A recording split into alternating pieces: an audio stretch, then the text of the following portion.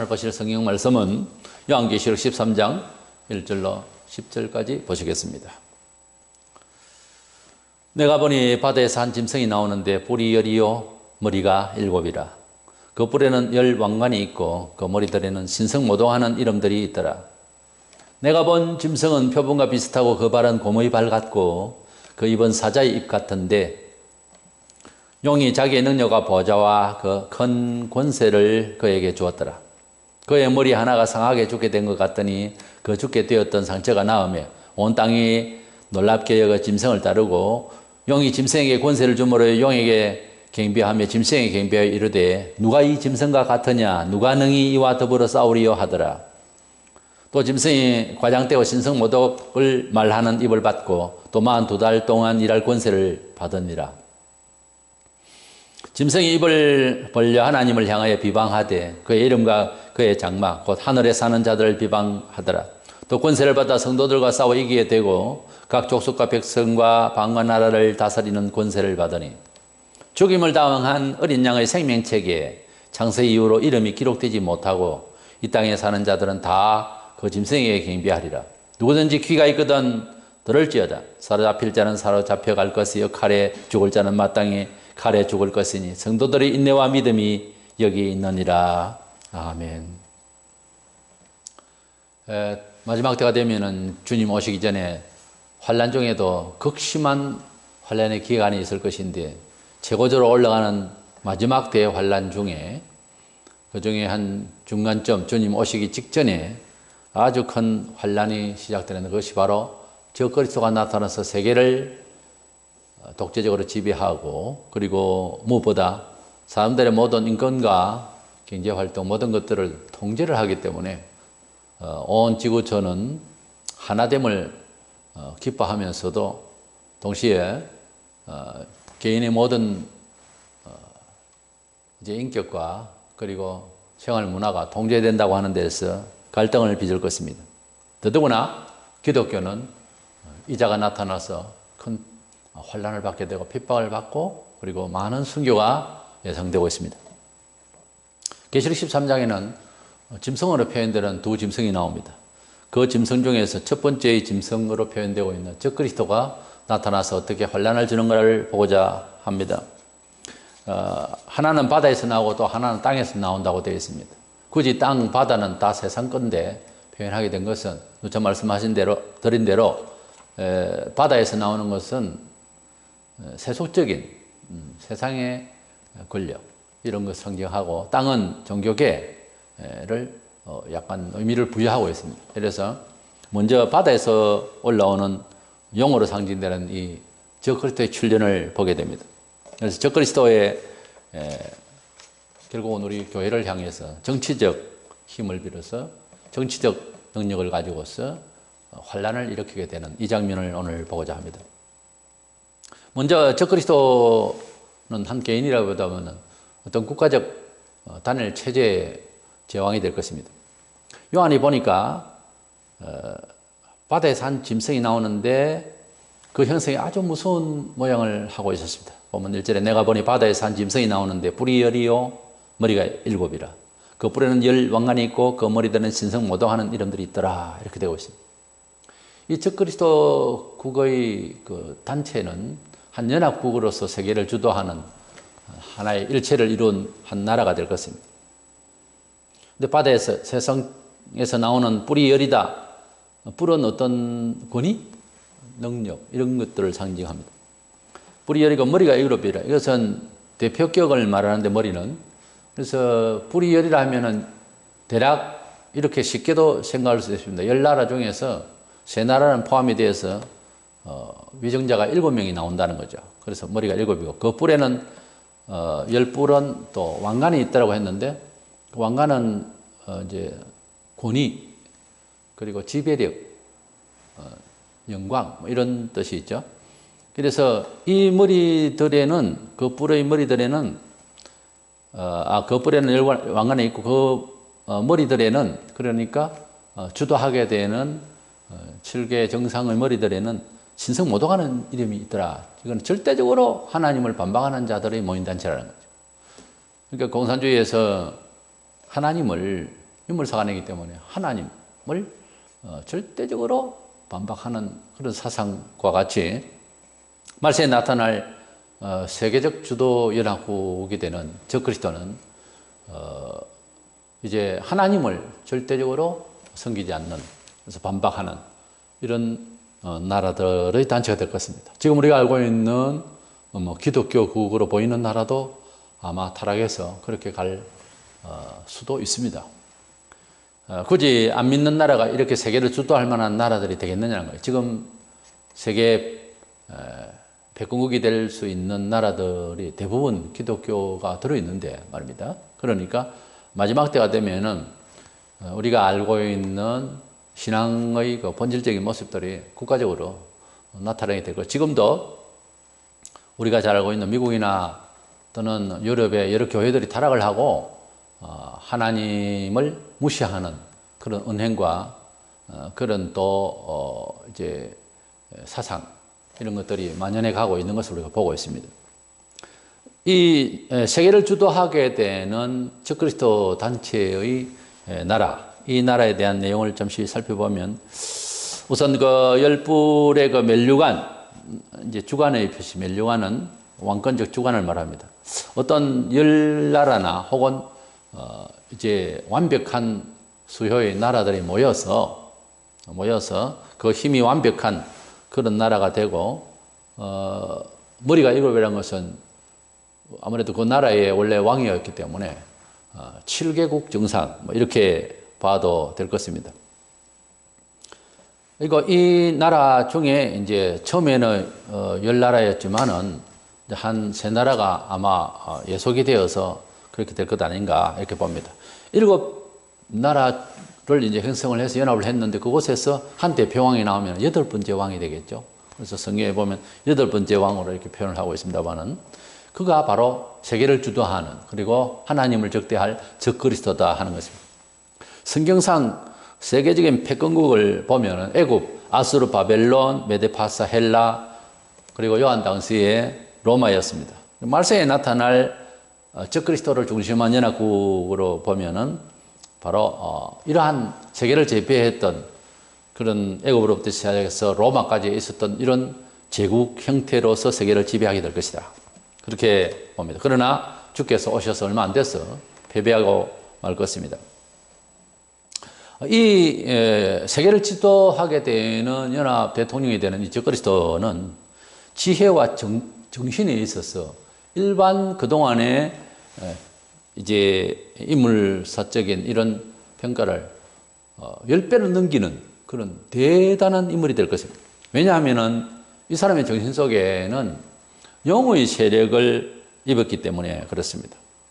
영은 우리 앞서 본 12장 3절에서 공중에서 미가엘과 전쟁에서 패배를 해서 땅에 떨어진 제일 처음에 아주 아름다운 천사장이었는데 타락을 해서 하나님의 그 아름다운 지혜를 이제 교만하다가 잘난 척 하다가 하나님의 불을 받아서 공중에 떨어져서 그 하늘의 영광에서 공중으로 떨어졌다가 이 세계를 정치계 인재 사회문에 온갖 악을 조종하다가 공중에서 미가엘과 전쟁을 일으켜서 그래서 떨어져서 지상에 내려와서 한 사람에게 가슴 속에 들어가니 바로 그가 적그리스도다는 거죠.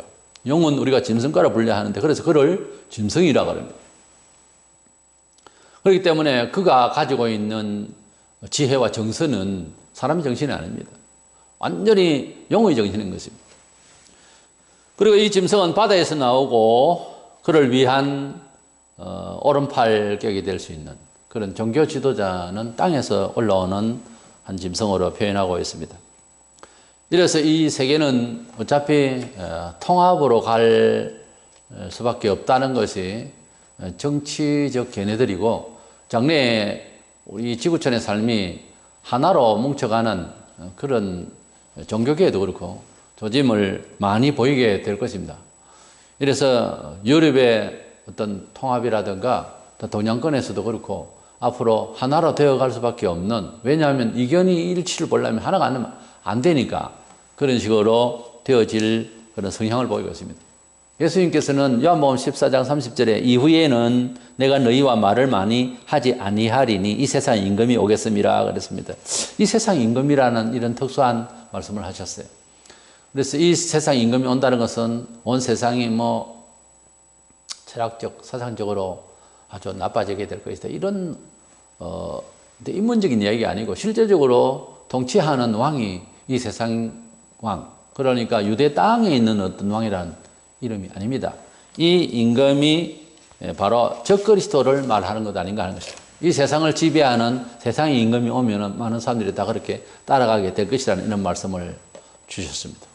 이래서 이 세상을 지배할 연합적 어떤 힘이 뭉쳐진 단체의 7정상을 가지고 있는 그 중에 대표가 8번째 왕이 되는 이 적그리스도는 우리 하나님께서 우리 성도들을 어떻게 대체해서 보호를 해줄 것인가 하는 문제가 성경을 계속 읽어가면서 보아야 할 것입니다. 어떤 것은 포기해야 되고 포기가 아닌 포기죠. 이렇게 대처를 해야 될 그런 내용이 이제 나오게 되는데요. 이 두 번째는 이 적그리스도는 온 세상에 종교가 없다 하는 사람들도 존경을 넘어서서 경배의 대상이 되고 말 것입니다. 우리가 종교의 상식에서 제일 입문에 제일 처음에 사람의 어떤 능력을 초월한 분에 대해서 경외심이 종교심으로 이역이 되죠. 그러니까 이 사람이 지배하고 가지고 있는 능력 자체가 단순히 존경을 넘어서서 경배를 해야 하는 신과 같이 여겨야 되는 이런 대상이 되고 말 것입니다. 적그리스도는 단순한 정치인의 능력을 넘어서서 신적 경배 대상이 될 것을 말하고 있습니다. 본문 4절에 용이 짐승에게 권세를 주므로 용에게 경배하며 짐승에게 경배하여 이르되 누가 이 짐승과 같으냐 누가 감히 이와 더불어 싸우리요 하더라 그랬습니다. 용이 그러니까 사탄이 이에게 능력을 권세를 줬기 때문에 이 세상이 여러 신들의 이름으로 종교를 만들게 하고 거기에 각자의 종교 심지어 자기 종교들끼리도 투쟁을 하고 오르니 거르니 하지만 사실은 하나님 외에 예수 외에는 모두 다 사탄의 영역에 속하는 각양 다른 이름들의 귀신 종교죠. 사실은 그렇지 않으면은 사상일 뿐입니다. 그런데 그것이 인문적으로 생각할 때는 불교는 하나의 철학이지만은 경배하는 쪽으로 종교성으로 갈 때는 그것은 마귀가 역사하게 되는 거죠. 가령 예를 들어서. 근데 불교하고 다른 민간신앙 또는 다른 어떤 사이비 종파하고 다르냐? 아닙니다. 배후에서 역사하는 것은 똑같은 거예요. 그래서 하나님께서 이 모든 것을 보시고 이 모든 잡신들은 똑같이 취급할 것을 말씀하고 있습니다. 그런데 이 타락한 이 천사인 실존한 이 인물은 결국은 생각 자체가 사람 정신이 아니고 짐승 같은 정신을 가지고 있고 그 짐승은 무식한 짐승이 아니라 용의 세력. 세상에서 안 믿는 사람들은 용의 그 환상적인 그런 그림 생각을 하게 되는데 그러나 사람들이 그려놓고 있는 그 용이 성경에 있는 그림하고 많이 흡사해요. 사실은 어떻게 또 신기하게 아는지 모르겠습니다. 그래서 이 용이 가지고 있는 지각이라고 하는 것은 지금까지 지구촌에서 사람들이 하나님 없이 여러 가지 창의를 하고 창의력을 발휘하고 여러 가지 이 세상을 살아가고 있는 문화 영역에 있어서의 모습들이 짐승하고 다른 사람으로서 이렇게 표현해낸 모든 것들이 하나님을 영원하게 하지는 않는데 상당한 수준이거든요. 이것이 다 마귀가 가지고 있는 한계 있는 하나님을 흉내내는 그런 모습들이죠. 종교라든지 과학이라든지 지식이라든지 이런 것들이에요. 동서양 유럽 서부 이런 모든 지각과 철학 그리고 문화적인 창출 이런 것들이 항상 보면 완벽하지 않잖아요. 이것은 하나님 거는 항상 완전한데 말이죠. 시절마다 꽃이 피고 가을이 오고 겨울이 오고 하나님께서 이 자연을 어떻게 이렇게 조성하시고 관리를 하시는지 우리 사람들은 항상 계절마다 감탄하잖아요. 그러나 사람은 만들어 놓고 부셔버리고 부패되고 항상 변합니다. 이것이 하나님을 떠나서 조작받고 있는 사탄의 권세 아래에서 흉내내려고 하는 스타일이죠. 그러나 기독교 2000년 역사를 대조적으로 세상과 보면은 기독교는 하나님의 지혜를 받아서 상당히 영광스럽고 오래가고 그렇습니다. 뭐든지 뭘 만들면 오래가는 그것이 하나님께서 주신 영향권에서 나타나는 그런 창의력이고 그런 지혜라고 봐야 되겠죠. 어쨌든 이 적그리스도는 그가 경배를 받게 되는 것을 보면 일반적 정신이 아니라는 거죠. 그런데 이 세상 사람들은 지금 그가 지배를 하는 줄로 모르고 살고 있지만 우리 예수를 믿는 사람은 성경적으로 볼 때 소위 우주관이죠. 사탄이 지배하고 있는 것으로 보고 있잖아요. 그렇게 생각을 안 하고 그렇게 말 안 하고 그렇게 이해 안 하고 산다는 것은 그리스도인으로서 우주관이 잘못된 거예요. 예수를 믿게 되면은 세상에서 생각하는 그런 생각을 전부 다 중생시켜야 됩니다. 새롭게 봐야 되는 거예요. 에베소 2장 2절에 공중권세 잡은 자를 따라서니 곧 지금 불순종의 아들들 가운데 역사하는 영이라. 공중권세 잡은 자라는 것은 영이라는 말이에요. 어떤 영? 사탄의 영이라는 거예요. 이 세상을 이미 지배하고 있습니다. 그래서 예수 믿으면은 그냥 하나의 인격체가 한 다른 문화 형식을, 종교라는 것을 나와 내 가정은 이제 가지게 되었다 하는 수준이 아니고 벌써 살아계신 하나님께서 관리 체제가 바뀌게 되는 겁니다. 이 하늘나라에 살지만은 벌써 하나님께서 성령으로 도장 찍어서 그를 관리 체제를 다르게 한다는 거예요. 한 회사 안에 있어도 거기에 사장이 관리하는 사람이 따로 있는 겁니다. 섞여놔도 그렇죠? 하나님께서 당신의 백성들을 관리하실 때에 믿는 자에게 관리하시는 정도가 틀립니다.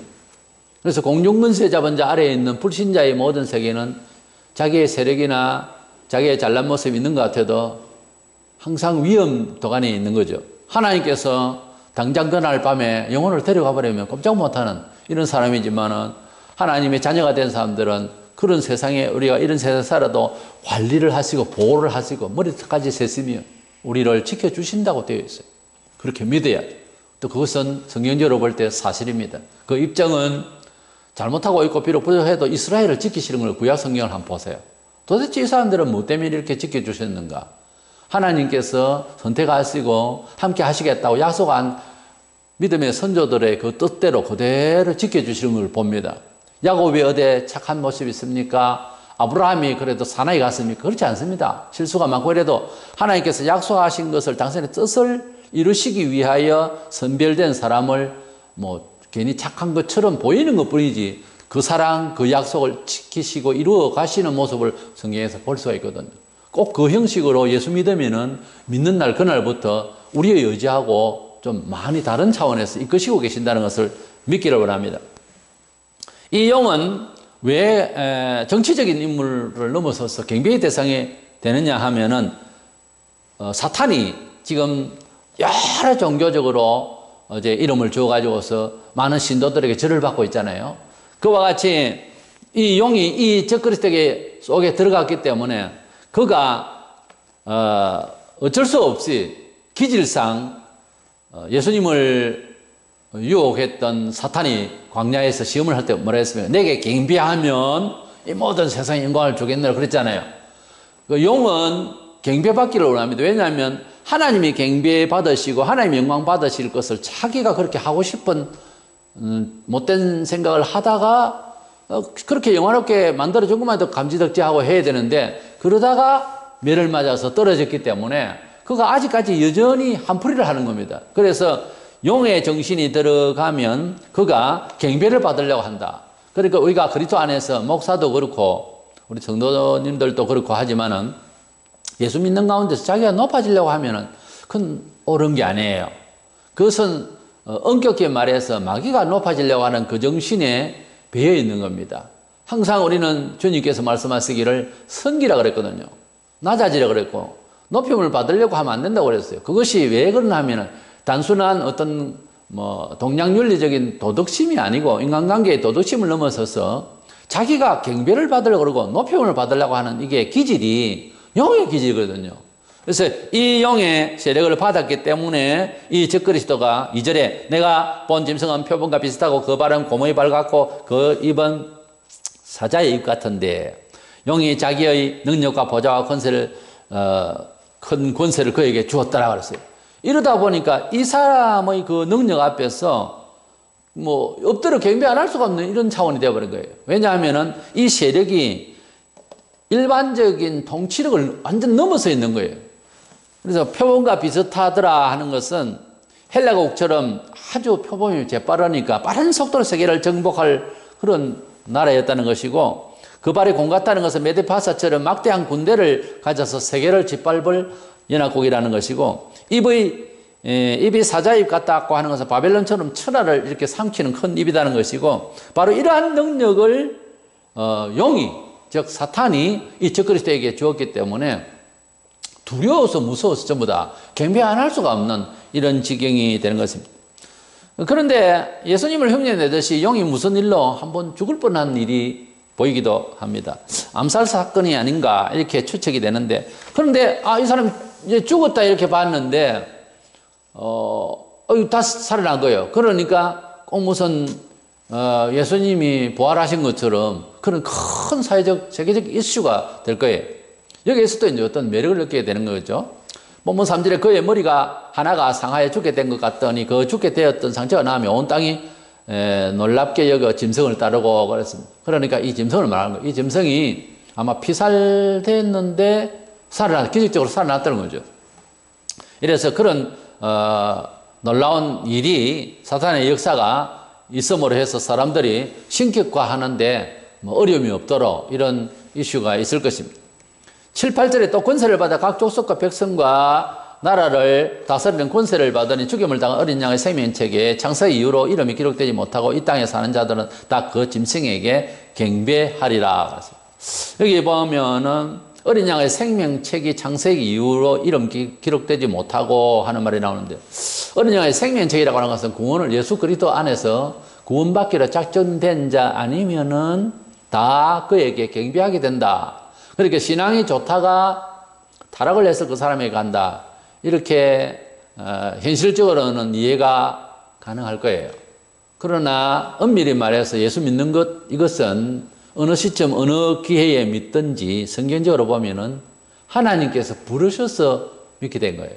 심지어 예수 믿으세요 하고 복음을 전파하고 그 소리를 듣는 것마저도 예정에 속합니다. 데살로니가후서 2장 13절 4절에 보면은 복음으로 너희를 부르사 진리를 믿음으로 구원해 이른다고 그랬어요. 그렇기 때문에 우리가 예수님을 믿게 복음을 전파하는 것 자체도 하나님의 예정, 하나님의 의지를 표현하는 활동인 것입니다. 그런데 이 말씀을 들을 때에도 하나님께서 역사하셔서 믿게 하셨기 때문에 믿어지게 되는 것입니다.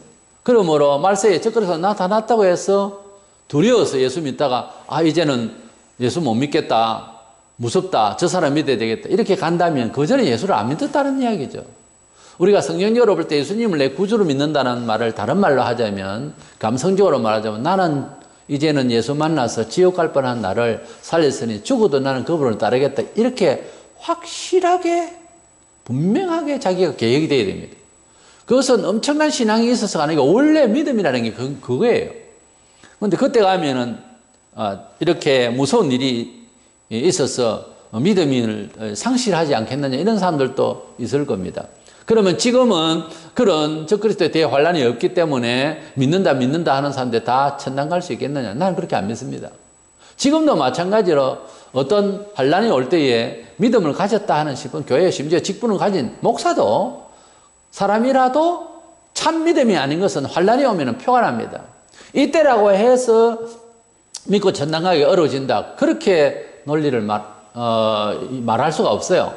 그건 이론적으로 안 맞는 얘기입니다. 때문에 하나님께서 이때에 하나님 백성 같으면은 믿음을 이제 실어 주셔서 반드시 끝까지 믿게 하실 것이고, 그렇지 않는 사람은 이때나 지금이나 믿음을 얻을 수가 없는 거죠. 믿음은 선물이라고 에베소서 8절에. 그렇기 때문에 믿음을 가진 사람은 믿게 될 것이고, 그렇지 못한 사람은 이때에도 안 믿게 될 것인데, 이제 우리가 알고 있는 소위 불신자들, 교회에 나오지 않고 아예 그림이 없는 사람들은 다 이 사람을 신으로 알고 경배하게 될 것이라는 거죠.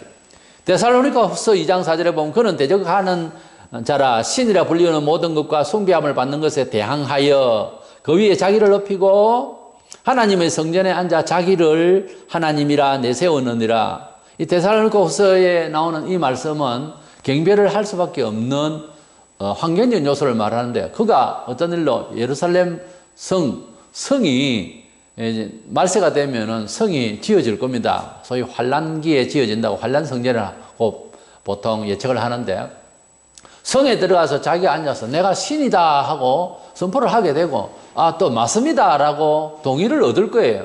그래가지고 형식적으로 신의 좌소를 갖다가 차지하기 때문에 경배 안 할 수가 없는 상황이 벌어지게 될 것입니다.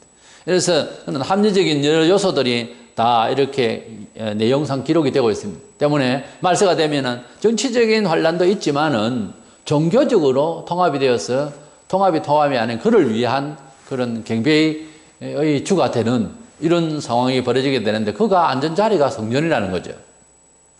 그다음 마지막으로 적극적으로 우리 성도를 핍박하게 되는 적그리스도인 것을 알게 될 것입니다. 적그리스도라는 헬라어는 안티크리스토스입니다. 안티크리스토는 그리스도를 대적한다는 뜻이죠. 그렇기 때문에 이가 단순한 세계를 지배하는 독재적 제왕적 입장에서 경배를 받는다 이런 차원을 넘어서서 이제 주 타켓은 기독교를 말살하겠다는 거죠. 그래서 2000년 기독교 역사 속에서도 수많은 그런 환란이 있었습니다만, 말세가 되면은 전면 전쟁을 할 겁니다. 적그리스도는 기독교는 가만두지 않을 것입니다. 집중적으로 핍박을 그의 이름 그대로 실천할 것입니다. 지금도 이단들이 많이 설치고 있죠. 온 세계에 이단들이 많고, 한국만 해도 내가 하나님이다, 재림 예수다 하는 사람이 40명이 넘는다고 합니다. 지금도 많은 사람들이 교조 행사를 합니다. 그런데 우리 그리스도인들을 욱박지르지 못하잖아요. 그가 크게 되고, 그리고 경제적인 엄청난, 그리고 특별히 정치적으로 큰 힘을 쓰게 되면 문제가 달라집니다. 지금 예를 들어서 이만희 교주 같은, 신천지 이만희 교주 같은 사람이 신도들이 100만 명이 되고 200만 명이 되고 나중에는 국무총리가 됐다 칩시다. 문제가 다를걸요. 달리, 그리고 왕이 되어버렸다. 그리고 약 1천만 신도가 됐다. 그렇게 봅시다. 우리 기독교와 같이 1천만. 문제가 완전히 달라집니다. 핍박의 성격이 달라지죠. 이 적그리스도는 세계를 주도하기 때문에 단순한 이단들의 그런 행세와 다릅니다. 지금 이단들이 그렇게 못하는 것은 그 정치적 힘이 약하거든요. 거짓된 이런 표적과 여러 가지들을 이제 미혹하지만은 그런 적극적인 정치적 환란을 일으키지 못하는 것은 그 새가 약하기 때문입니다. 성격은 똑같은 거예요.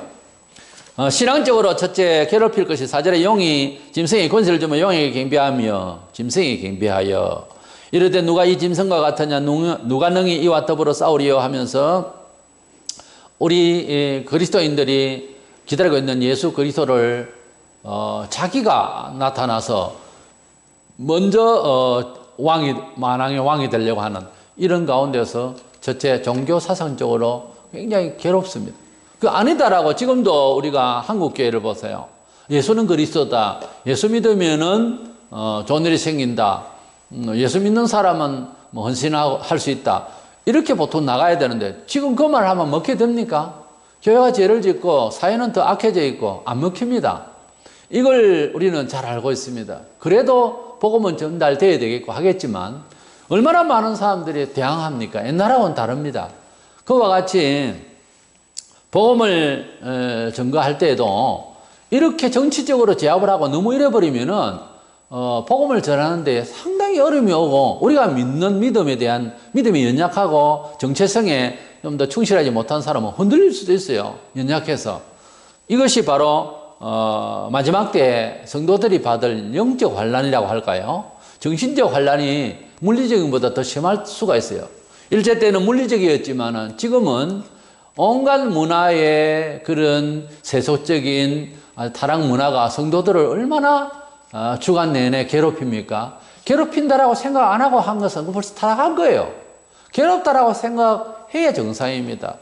비록 믿음이 대단한 사람은 아니지만은 롯은 이제 소돔 고모라 살 때에 아브라함의 기도의 덕으로 참 살았대도 과언이 아닌데 소돔에 살 때에 상당히 괴로웠다고 그랬어요. 의인 롯은 괴로움을 받았다고 그렇게 말하고 있습니다. 이것은 지극히 정상적인 갈등이에요. 성도가 이런 세상 혼란스럽고 죄 많은 세상에 살면서 안 괴롭다는 것은 이상해요. 그래서 정신적으로 고통을 받아야 영적으로 살아있는 모습인 것입니다.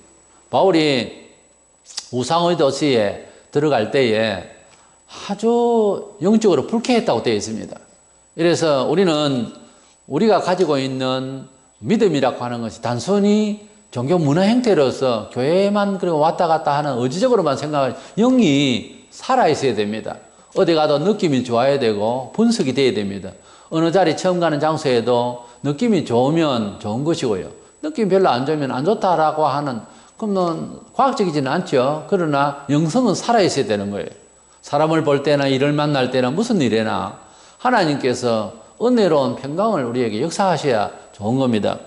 어떤 말세가 되면 성도들이 제일 고통스러운 게 정신적으로 영적으로 자기 신앙을 지켜나가는데 상당히 애로사항이 오고, 저 그리스도를 다 경배하고 이제는 저 그리스도 세상 아니냐 이러고 있는데 전도가 되겠어요? 또 자기 믿음을 지켜나가는 신앙적 고백의 삶의 고백이 힘들어져요. 예, 일체대와 같이 그렇게 힘들어지게 돼요. 그리고 정치적 힘으로서 성도를 핍박하게 될 것입니다.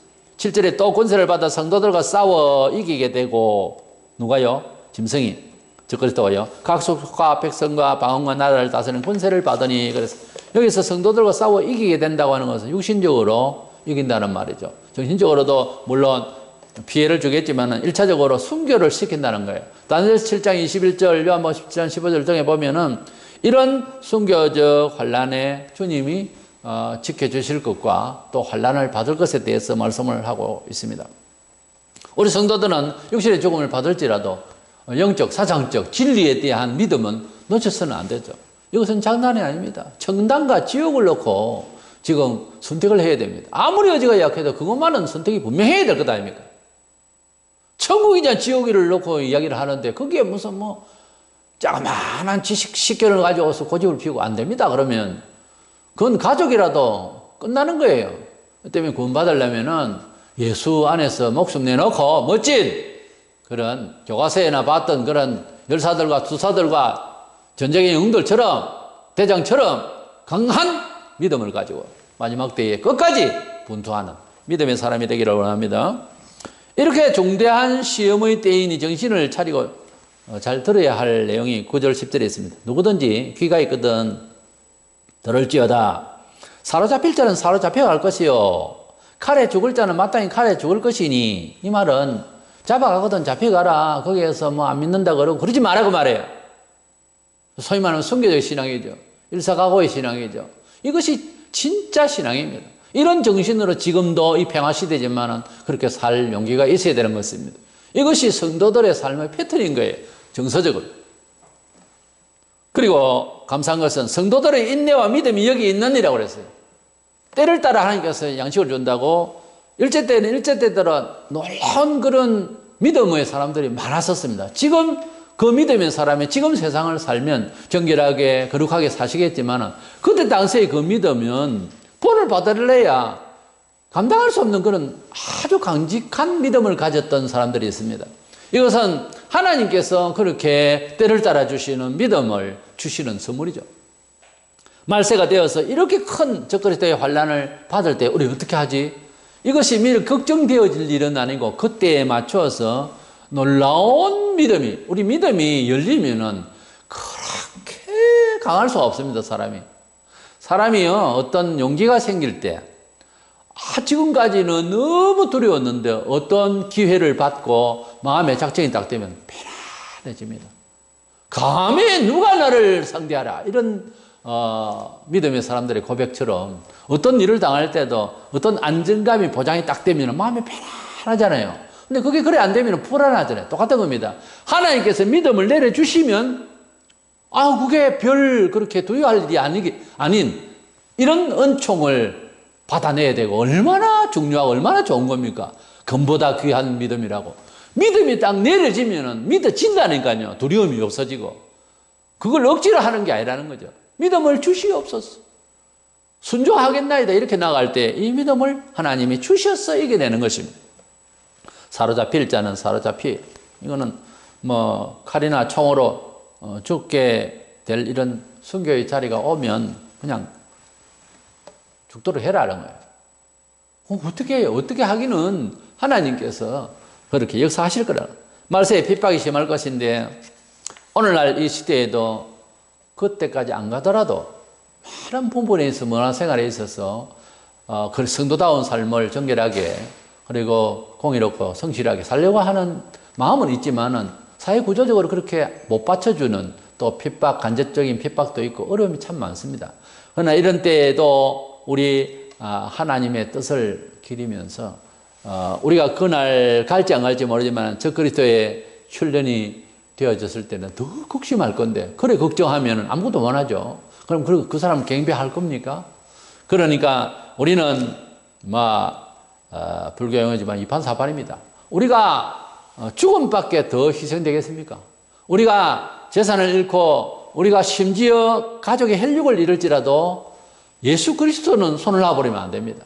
예수 그리스도를 꼭 붙들어야 죽을 혈육도 살리고 버려질 것도 얻게 되는 이런 축복의 역사가 기독교 2000년 역사 동안 우리 간증들을 들어보면 얼마든지 하나님 성경대로 역사하신 것이 있습니다. 그래서 마지막 때에 나타날 바다에서 올라오는 짐승, 즉 그리스도의 정치적 환란, 이것을 우리가 겨냥해서 이 시대에도 물리적이고 정치적이고 권세적인 이런 일에 앞에서 아부하지 말고 하나님의 뜻 가운데서 평강을 유지하면서 승리해 나가는 신앙자가 되기를 축원합니다.